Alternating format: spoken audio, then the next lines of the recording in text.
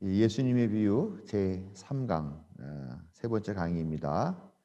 오늘 우리 수요 성서 대학을 시작하도록 하겠습니다. 기도하시겠습니다. 하나님, 오늘도 우리에게 이 귀한 저녁 시간을 주신 것을 감사합니다.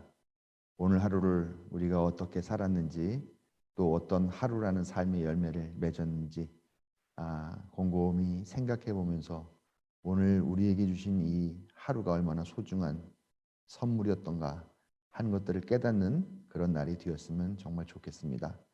하나님, 이 시간에도 아파하는 우리의 이웃들 있습니다. 전쟁에서 아파하는 우리의 이웃들이 또한 있고, 또 이제 정권이 바뀌는 그런 시점에서 앞날을 염려스럽게 바라보는 또 그런 시각들도 있습니다. 각자 여러 가지 어떤 모습들을 가지고 그 삶의 무게로 인하여 또 힘들어하는 일도 있을 텐데, 하나님, 그 모든 힘겨움이 이제 이 밤으로 끝나고 내일 정말 새로운 날들을 맞이하는 그런 하루가 되면 정말 좋겠습니다. 눈물로 기도하는 우리의 이웃들, 또 우리의 기도를 하나님께서 들어주셔서 우리에게 가장 좋은 것으로 또 내일이라는 선물을 해주시기를 간절히 구합니다. 이 시간 우리가 집중하여 말씀에 또 몰입하고 공부하고 배운 말씀, 머리로 아는 것만이 아니라 가슴으로 느끼는 것만이 아니라 우리의 온 몸과 온 삶을 통하여서 살아낼 수 있는 그런 귀한 자양분이 되는 말씀 배우는 시간이 될 수 있도록 우리와 함께하여 주십시오.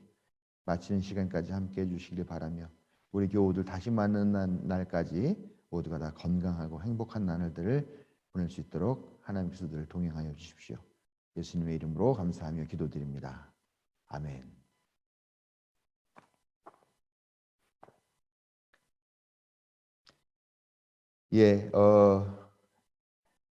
지난주에 예수님에 대한 가설들이라고 하는 그런 주제로 공부를 해왔습니다.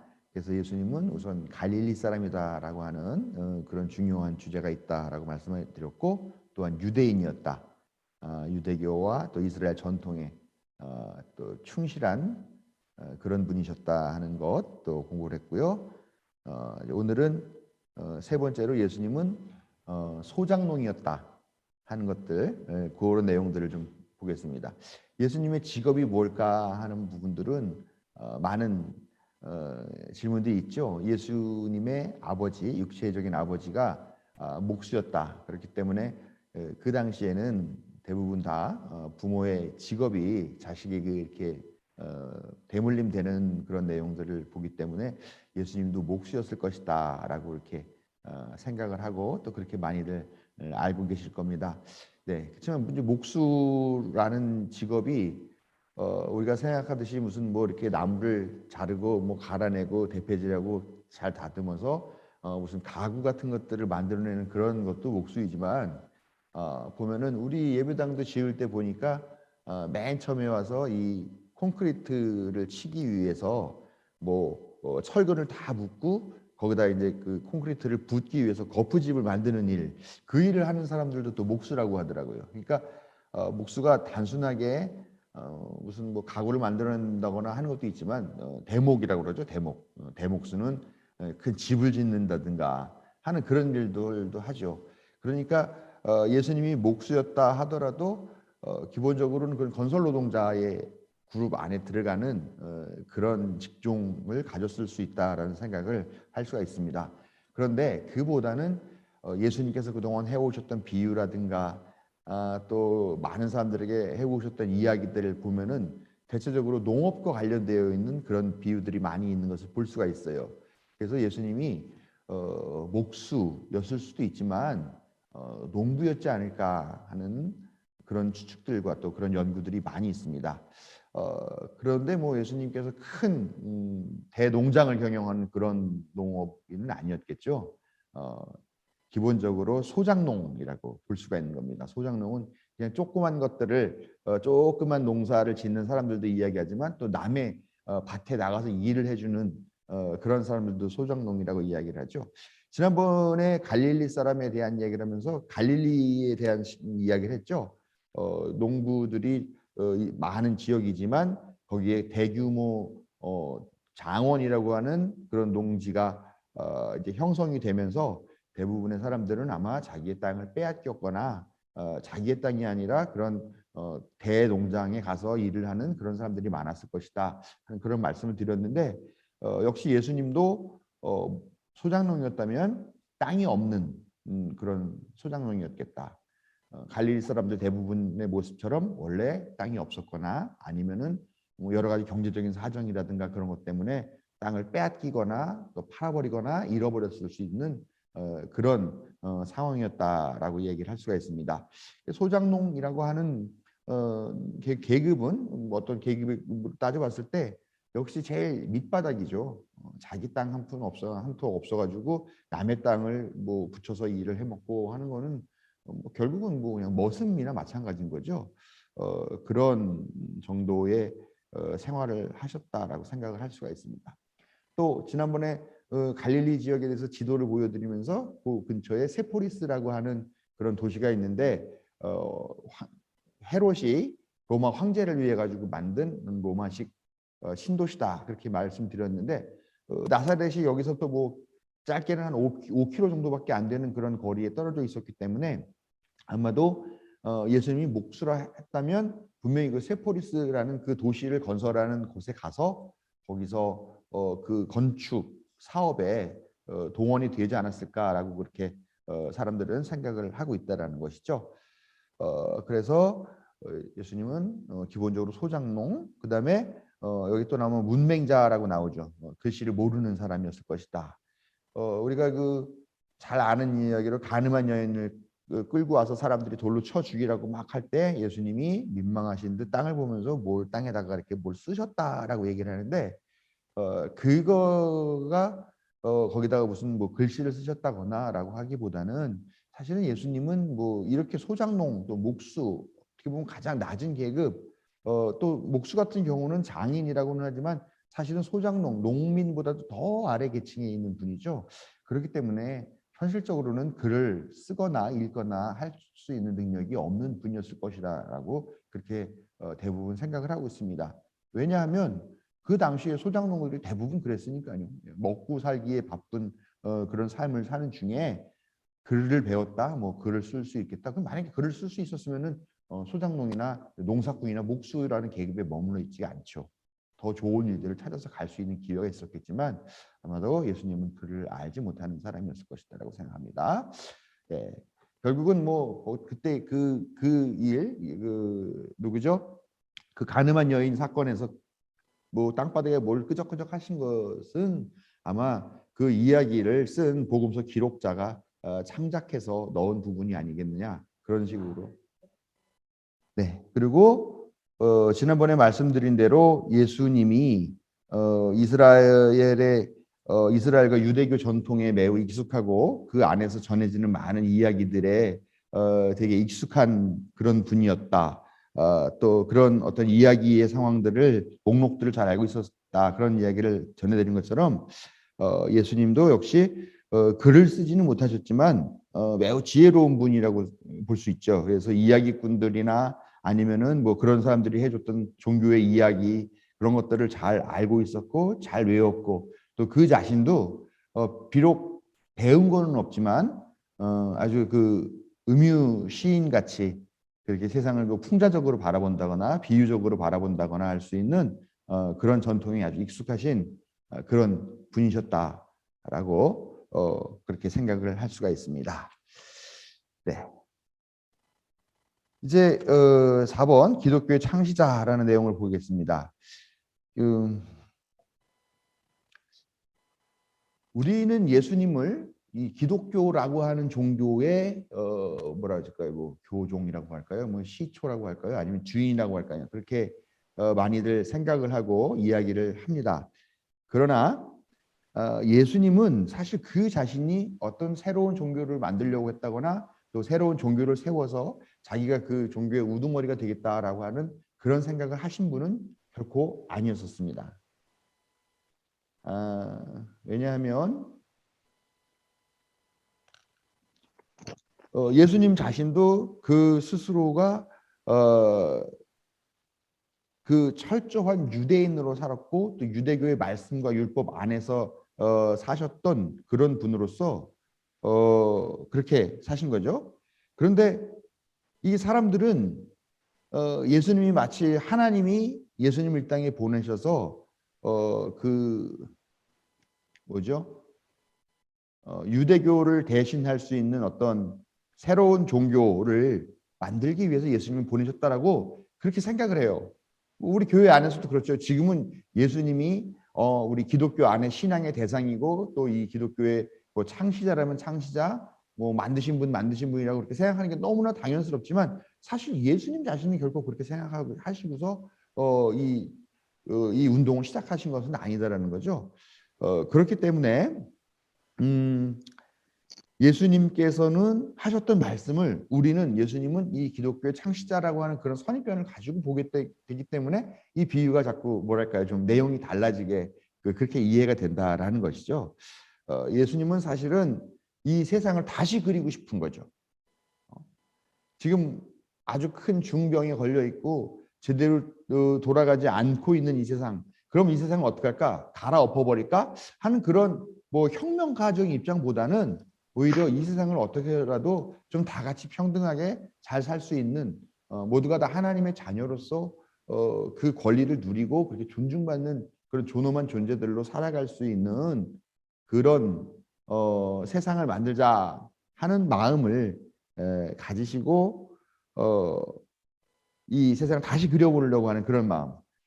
그래서 그런 전통을 어떻게 하면은 좀 더 쉽게 사람들 마음속에 들어갈 수 있도록 그렇게 이야기할 수 있을까 하는 좀 다른 방식으로 이야기를 하셨던 그런 이야기꾼이다라고 볼 수가 있다라는 것이죠.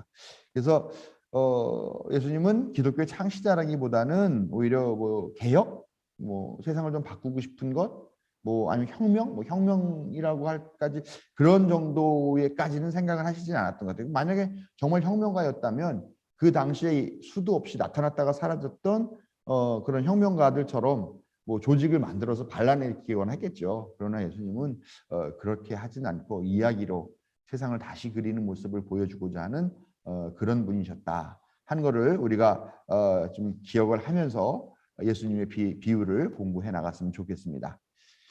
네, 비유의 변형이라는 장을 준비를 했습니다. 이것은 요아킴 예레미야스의 책이죠.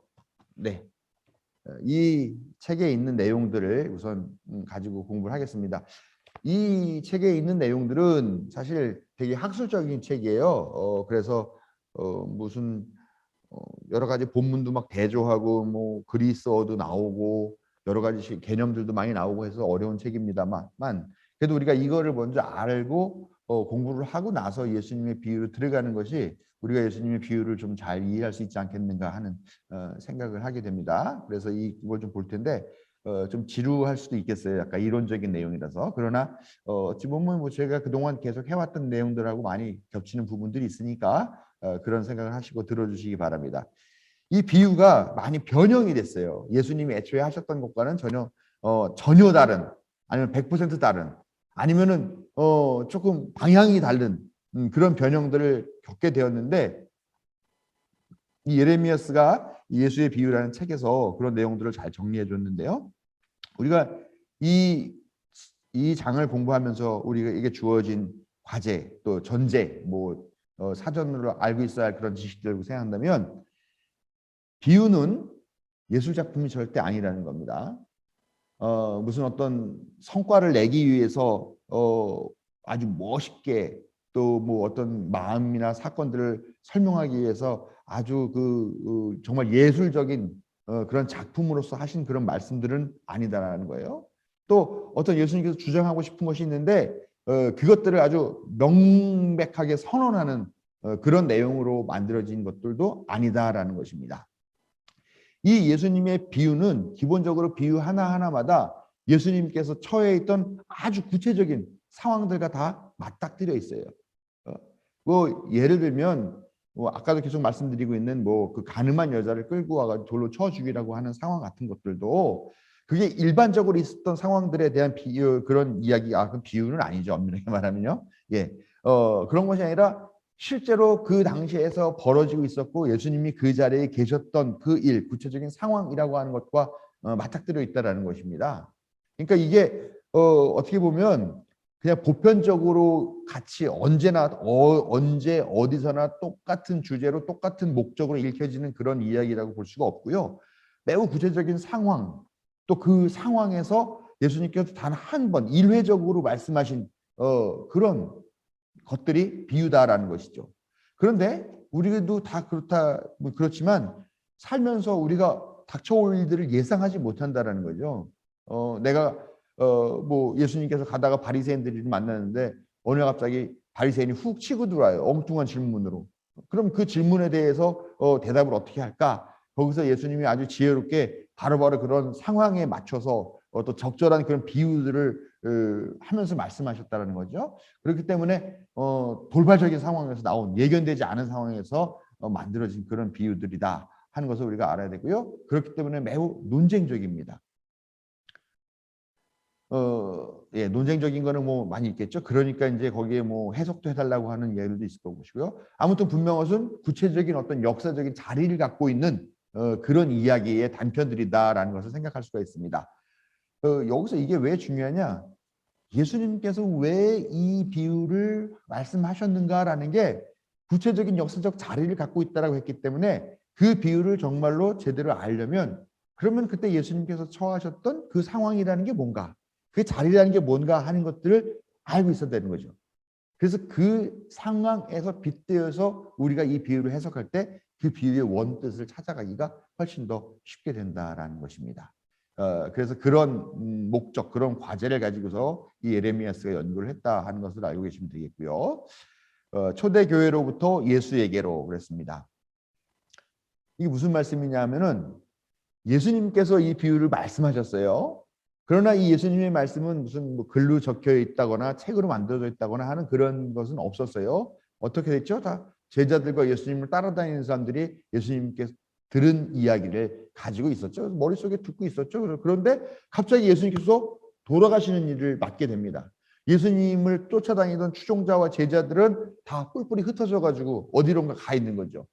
그러는 동안에 이들이 이 예수님의 정신, 예수님의 운동 가르침들을 계속 되새기면서 어떻게 해서든지 우리가 이 예수님은 없지만 그 예수님의 가르침을 가지고 이 운동을 이어가야 되겠다라고 하는 그런 결단들을 하게 되는 거예요. 그래서 이제 그때 예수님께서 들은 이야기들을 수집을 하는 거죠. A라는 사람, B라는 사람, C라는 사람이 있는데 예수님 어디 갔더니 예수님이 이런 얘기를 했던 걸 내가 기억한다. 그럼 이제 그런 이야기를 문서화하는 거죠. 그래서 그렇게 이야기를 만들어 놓은 게 예수님의 어록집, 즉 뭐 지난번에 말씀드렸던 도마복음과 같은 그런 것들이 되겠고요. 그래서 이제 그렇게 만들어 가지고 이 비유를 하셨는데, 자 여기에서 문제가 생기는 겁니다. 뭐냐? 예수님께서 말씀을 하셨는데 그 말씀은 예수님 살아생전에 그 주위에 있었던 사람, 뭐 예수님을 적대적으로 대했던 바리새인이나 뭐 제사장 그룹이나 그런 사람들도 있겠지만 또 예수님을 따라다니던 추종자들도 있었을 것이고 또 그냥 뭔 얘기인지 재밌어서 따라다니는 그런 흥미 위주의 사람들도 있었겠죠. 어쨌건 그 사람들에게 했던 이야기라는 거죠. 그런데 그 했던 이야기가 예수님 돌아가시고 난 다음에 이 어록집을 만들고 또 그 어록집을 통해 가지고 뭐 마가복음, 마태복음, 누가복음, 요한복음을 만들고 하고 그 말씀을 사용했던 건 누구냐? 그건 초대교회였다라는 거예요. 즉 예수님께서 얘기를 하셨던 대상자와 전혀 다른 사람들이 시대적으로 한참 뒤에 있는 사람들이 그 예수님의 말씀, 그 비유를 듣게 되었다라는 것이죠. 그리고 어찌됐건 예수님 생전에 있었던 일이 아니고 예수님이 돌아가신 후에 소위 말하는 초대교회라고 하는 그런 모임에서 예수님이 이런 비유를 했대. 그리고 모으고 또 야, 그럼 이런 게 어떤 장면에서 어떤 이유에서 이 비유가 나왔지라고 하는 그런 장면들을 만들고 또 여기에 지금 시대를 어쨌건 뭐 몇십 년 뒤의 이야기니까요. 상황이 달라졌겠죠. 젊은 사람들도 있을 것이고 그러니까 이 젊은 사람들이 또 알아들을 수 있는 그런 말로 좀 개작을 하고 부연하고 설명하고 그러다 보니까 이제 알레고리화 했다 그러는데 이걸 어떻게 하면은 이 말씀이 좀 더 교회 공동체, 더 유용하고 더 깊이 있는 말씀이 될까라는 고민을 하다 보니까 여기에 이제 몇 가지 해석들을 덧붙이게 되는 거죠. 근데 그것들이 알레고리라고 하는데요. 그걸 이제 이 이후에 말씀을 드리겠습니다. 이런 상황이 생긴 거죠. 또 교회의 위치가 달라졌어요. 점점 뭐 예수님 따라다닐 때는 교회라는 것이 아니었죠. 그냥 예수의 무리들이라고 이야기를 했었죠. 근데 예수님이 돌아가시고 난 다음에 마가의 다락방이라고 흔히 말하는 그곳에서 모여가지고 기도하면서 공동 생활을 하죠. 재산 다 팔아갖고 와서 거기서 생활을 하고 있습니다. 그러면서 거기서 기도하면서 있었던 이유는 뭐냐? 재산을 팔아갖고 거기에 다 모였던 이유가 뭐냐? 바로 예수님께서 금방 다시 오실 것이라고 말씀하셨기 때문이라는 거죠. 예수님께서 곧 다시 오실 것이라고 말씀하셨기 때문에 거기서 기다리고 있는 거예요. 즉, 이 초대교회라고 하는 위치가 어떻게 되냐면 예수님의 십자가로부터 곧 오게 될 재림이라고 하는 그 사이에 임시적으로 있는 조직이라는 거예요. 그래서 그런 자기들의 정체성들 가지고서 이 예수님의 비유를 그 상황에 맞게 개작하게 되고 설명하게 되고 알레고리하게 된다 하는 요런 차이, 예수님의 십자가, 예수님의 생전, 예수님의 십자가, 그다음에 재림을 기다리고 있는 그 사이에 있는 교회라는 그 위치를 알고 있는 것이 중요하겠다라는 것입니다. 첫 번째로 언어의 문제예요. 예수님이 사용하신 언어는 아람어라고 합니다. 아람어. 아람어라고 하는 것은 기원전 500년에서 뭐 기원 후 600년 정도까지 그 일대에서 사용하던 국제어 같은 개념으로 있는 상당히 보편적으로 사용하던 그런 언어였습니다. 그러나 언어라는 것이 항상 그 자리에 머물러 있지는 않아요. 뭐 이렇게 외부의 어떤 적과의 문화와의 이런 뒤섞임이 있고 그러면은 주요로 사용하는 언어들이 바뀌게 되죠. 어떤 언어들은 사멸되기도 하고 또 같은 언어라 하더라도 우리가 지금 쓰고 있는 이 한국어 같은 것도요. 보면은 후민정음에 있는 말한 말씀이 둥기게 달아 문자와로 서로 삼합디 아니하며 우리는 지금 전혀 쓰지 않는 아주 고어라는 거죠. 오래된 옛날 말이라는 거죠. 뭐 그런 차이가 있죠. 그래서 지금 이 아람어는 지금 시리아에 있는 일부 부족, 그다음에 이라크에 있는 일부 부족만이 사용하는 거의 잊혀진 죽은 그런 아주 오래된 언어다라고 이렇게 알고 계시면 되겠습니다. 그런데요, 예수님은 아람어로 말씀하셨는데 우리가 갖고 있는 성경책은 뭐냐? 우리는 한글판 성경책을 갖고 있죠. 그러나 어쨌건 예수 운동이 종교화가 되면서 최초로 만들어진 언어는 그리스어 성경이었어요. 그래서 뭐 최초라고 제가 정확하게 말씀드릴 수는 없지만, 우리가 갖고 있는 그 초기의 성서는 그리스어, 그것도 옛날 그리스어죠. 지금 그리스 사람들이 쓰는 그런 언어가 아니라 옛날 그리스어로 되어 있는 그 책이었던 것이죠. 그런데 예수님은 아람어로 말씀하셨고 그 성서가 기록된 거는 그리스어. 그러면 언어의 차이가 있잖아요. 없을 수가 없잖아요. 예를 들면은 우리가 뭐 영어하고 뭐 이렇게 한국어하고 비교한다고 봤을 때 예를 들면 한국에서는 뭐 불구스름, 울구락불구락하다 이런 뭐 이게 말에 맛을 살릴 수 있는 그런 맛이 있는데 미국에는 그런 말이 없다라고 그럽니다. 그냥 빨가면 빨간 거고 파라면 파란 거지 그 뭐 어떤 색감 같은 것들을 다양하게 조절하는 그런 말들은 없다라고 하는 거예요. 예수님 아람어에도 분명히 그런 게 있다라는 거죠. 그리스어에서 제대로 번역해낼 수 없는 그런 언어적인 차이들이 분명히 있다. 또 같은 언어라도 그렇잖아요. 우리도 보면은 우리 교회는 새번역 성서를 쓰고 있지만 우리 옛날 어렸을 때부터 개역 한글 성서라는 걸 봤죠. 그다음에 그게 뭐 개역 개정으로 바뀌었죠. 뭐 그 위에 또 뭐 현대인의 성경이니 뭐 무슨 표준 새번역이니 하는 여러 가지 번역본들이 나오는데 거기서 우리가 옛날 것들을 보면 지금은 좀 이해가 안 가는 그런 단어들과 그런 문법들이 많이 있는 것처럼 그런 언어적인 차이가 있다라는 것이죠. 그래서 이런 여러 가지 다른 점들이 있는데 이거를 다시 예수님께서 하셨던 그 원래의 언어, 그 언어의 표현들을 찾아내는 그런 노력들을 할 때 우리가 한 걸음 더 가까이 예수님께서 하셨던 이 비유의 원뜻에 다가갈 수 있다라고 하는 그런 생각들이 있는 것이죠. 또 자료의 변천 그랬습니다. 그리스어로 쓰여지다 보니까 당연히 그 이야기에 나오는 주요 배경들은 또 다 그리스적 헬레니즘이라고 하는 그 문화적인 상황으로 옮겨가게 되는 거죠. 그래서 뭐 건축에 대한 것들도 다 헬레니즘적인 것이 전제가 되는 거죠. 그러니까 말하자면 한국 사람이 뭐 한옥 뭐 이렇게 이야기를 하면은 떠오르는 그런 그림들이 있는데 하우스 그러면 떠오르는 집 있죠. 옛날 사람들이 아마 초가집을 떠올렸겠죠. 근데 미국 사람들이 만약에 하우스라고 하면은 같은 집이라는 의미를 갖고 있지만 전혀 다른 것을 떠올릴 수밖에 없는 거죠. 마찬가지로 아람어를 쓰는 예수님의 의 상황과 성서가 기록된 그리스어의 헬레니즘 상황을 가면은 거긴 여러 가지 차이점들이 있다는 거죠. 건축법이라든가 뭐 재판의 절차, 뭐 어떻게 나무를 꾸몄고 어떻게 어떤 풍경이 있었고 하는 그런 것들이 전제되어 있는 표현들 그런 것들이 다양하게 다를 수밖에 없다라는 것이죠. 그래서 예수님의 비유의 원형을 찾아볼 때 생각할 수 있는 게 팔레스틴적인 그러니까 헬레니즘의 문화 배경이 아닌 좀 더 팔레스타인 그 지역에 가까운 그런 표현들이 더 예수님의 비유일 수가 있다 하는 것이죠. 그 매번 좀 생각할 때 좀 헷갈리는 부분이죠. 예수님께서 설교하는데 네 명의 친구들이 중풍병자를 들것에 메고 와가지고 지붕에 뚫어가지고 매달아 내린다. 뭐 우리는 그런 얘기 들었을 때 다 좀 의아하잖아요. 우리가 아는 집이란 어떻습니까?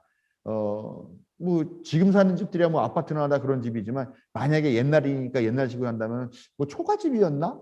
근데 초가집을 뭐 뜯어내면은 뭐 지푸라기 걷어내서 할 수도 있겠죠. 근데 거기에 그 무거운 걸 가지고 올라갈 수 있는 그런 집일까? 뭐 이런 거에 차이점들이 있습니다. 바로 그런 것들에서 어떤 그 예수님께서 하셨던 비유 또 예수님과 관련된 여러 사건 같은 것들을 봤을 때 그런 뭐 건축이라든가 아니면 뭐 법적인 절차라든가 하는 그런 것들이 좀 상황이 다를 수 있기 때문에 여기에서 또 보다 근접한 예수님에 가까운 그런 자료들을 찾아내는 것이 또 필요하고 중요한 일이다 하는 것을 알 수가 있습니다. 예, 오늘은 또 많은 진도를 나가지 못했지만 여기까지 공부를 하도록 하겠습니다.